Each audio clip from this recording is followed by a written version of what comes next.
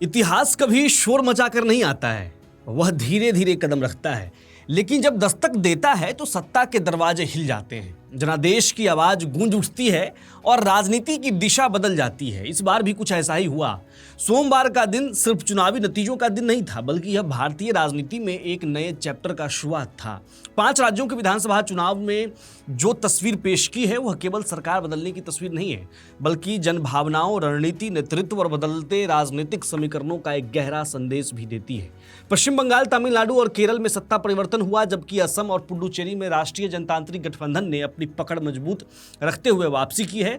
इन तमाम राज्यों में सबसे ज्यादा चर्चा पश्चिम बंगाल की है, जहां पहली बार भारतीय जनता पार्टी ने तृणमूल कांग्रेस को हराकर सत्ता पर कब्जा कर लिया है। यह केवल एक जीत नहीं है, बल्कि एक दशक लंबी राजनीतिक यात्रा का परिणाम है, जिसमें भाजपा ने 3 सीटों से शुरू होकर 206 सीटों तक का सफर तय कर लिया है।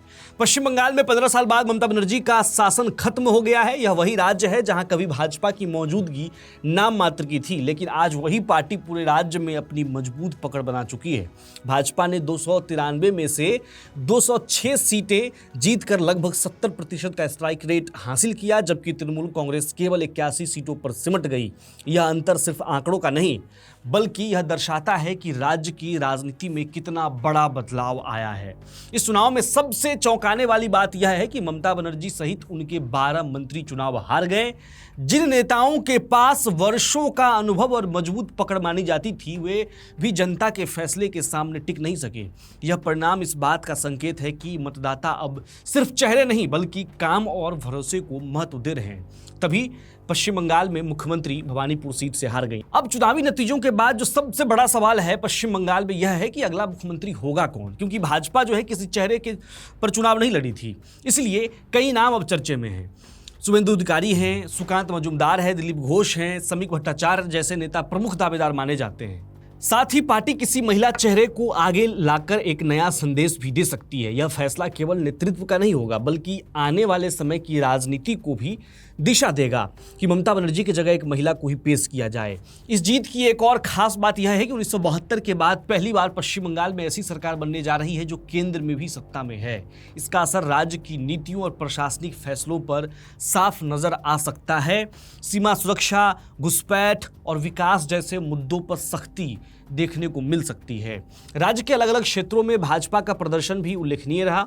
दक्षिण बंगाल, जो कभी तृणमूल का गढ़ माना जाता था, वहां भाजपा ने सबसे ज्यादा 33 सीटें जीती। उत्तर 24 परगना, पूर्वी मेदिनीपुर, हुगली और जंग महल जैसे इलाकों में भी पार्टी ने मजबूत प्रदर्शन किया। यह दिखाता है कि पार्टी ने केवल एक क्षेत्र नहीं, बल्कि पूरे राज्य में अपनी रणनीतिक को सफल बनाया है। प्रधानमंत्री नरेंद्र मोदी की चुनावी सभाओं का भी इस जीत में बड़ा योगदान रहा है। उन्होंने 242 सीटों पर प्रचार किया और उनमें से 184 सीटों पर भाजपा को जीत मिली। यह लगभग 76% का स्ट्राइक रेट है, जो बताता है कि उनका प्रभाव अभी भी चुनावी राजनीति में कितना मजबूत है।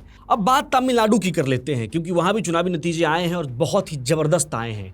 यहां का परिणाम और भी ज्यादा चौंकाने वाला है। अभिनेता थलापति विजय की 2 साल पुरानी पार्टी ने 50 साल से ज्यादा समय से राजनीति पर हावी द्रविड़ पार्टी को पीछे छोड़ दिया है।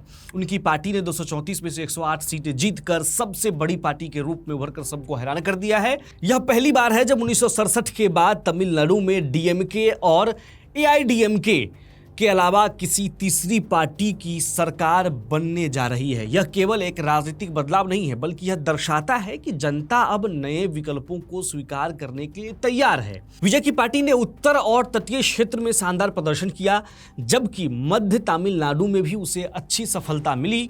द्रमुक को दक्षिणी क्षेत्रों में समर्थन मिला, जबकि एआईडीएमके को उत्तर मध्य क्षेत्र में सीमित दिखी।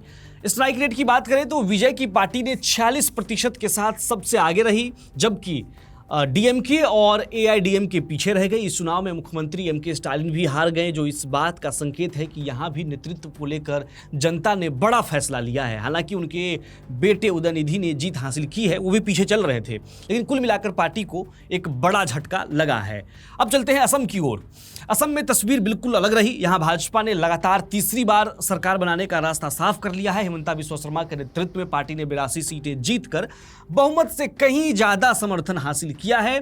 खास बात यह रही कि भाजपा का कोई भी मंत्री चुनाव नहीं हारा, जो भारतीय राजनीति में एक दुर्लभ उदाहरण है। असम में भाजपा का स्ट्राइक रेट 92% से ज्यादा रहा, जो इस चुनाव का सबसे ज्यादा है। अपर असम और बराक घाटी में पार्टी ने लगभग क्लीन स्वीप किया, जबकि कांग्रेस केवल लोअर असम तक सीमित रह गई। यह परिणाम दर्शाता है कि राज्य में भाजपा की पकड़ लगातार मजबूत होती जा रही है और कांग्रेस के नेता गौरव गोगोई भी वहां से चुनाव हार गए। अब चलते हैं केरल में। केरल में एक बड़ा बदलाव देखने को मिला है। यहां 10 साल बाद कांग्रेस की वापसी हुई है और इसके साथ ही देश में कहीं भी वामपंथी सरकार नहीं बची है। यह लगभग 5 दशकों में पहली बार हुआ है। हालांकि मुख्यमंत्री पिनाराई विजयन अपनी सीट जीतने में सफल रहे, लेकिन उनकी पार्टी को करारी हार का सामना करना पड़ा। केरल में कांग्रेस ने 114 में से 63 सीटें जीतकर सबसे बड़ा स्ट्राइक रेट हासिल किया। वहीं वाम दल पीछे रह गए और भाजपा भी केवल कुछ सीटों तक सीमित रही।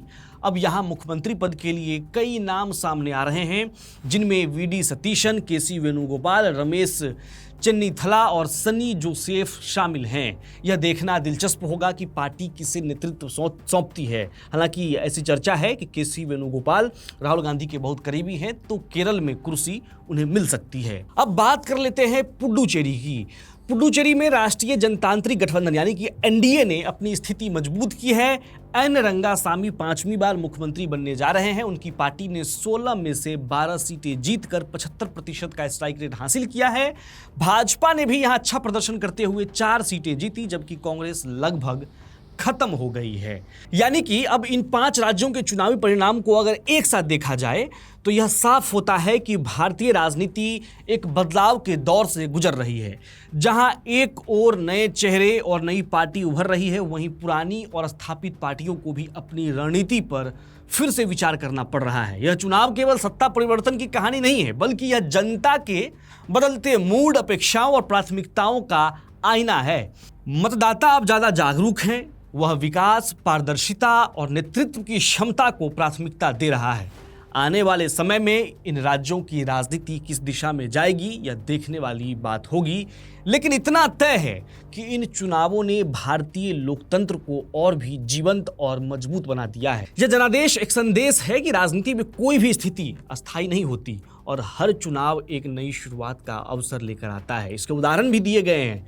जनता ने इन 5 राज्यों के जनता ने इस बार उदाहरण भी पेश किया। उदाहरण क्या दिया कि आप भले बहुत बड़े नेता होंगे, आप अपने पार्टी के सबसे बड़े धुरंधर होंगे, लेकिन अगर मैंने ठान लिया है, मैं अपने मत का इस्तेमाल कर आपको साइड कर दूंगा। ममता बनर्जी 15 साल से मुख्यमंत्री थी, नंदीग्राम सीट छोड़कर भवानीपुर आई, भवानीपुर से भी हार गई।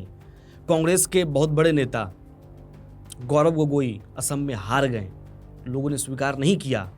और जिस तरह से प्रेस कॉन्फ्रेंस पे वहाँ बवाल मचा, आपने देखा कि झूठ के आरोप लगे और कांग्रेस पूरी तरह से विफल हो गई थी, एक्सपोज हो गई थी, जो कुछ भी प्रेस कॉन्फ्रेंस में हुआ। वहीं तमिलनाडु में देख लीजिए स्टालिन के साथ क्या हुआ। टीवीके की आंधी आई और स्टालिन को साइड कर दिया गया कि नहीं भाई साहब, आप बहुत बड़े नेता होंगे द्रविडियन पॉलिटिक्स के पार्टी के, लेकिन मैं स्वीकार नहीं कर रहा हूँ। तो उदाहरण भी दिया गया है। जो ऐसा नहीं है कि मैं पत्रकार हूँ, अच्छे अच्छे शब्दों में आके लिख के बस आपके सामने पेश कर रहा हूँ। ये उदाहरण दिए गए हैं। अब आप बताइए कि आपने इस 5 राज्यों के चुनाव में क्या नोटिस किया। अपनी राय कमेंट बॉक्स में लिखिए, चैनल को सब्सक्राइब कीजिए और देखते रहिए वीटी चोखा।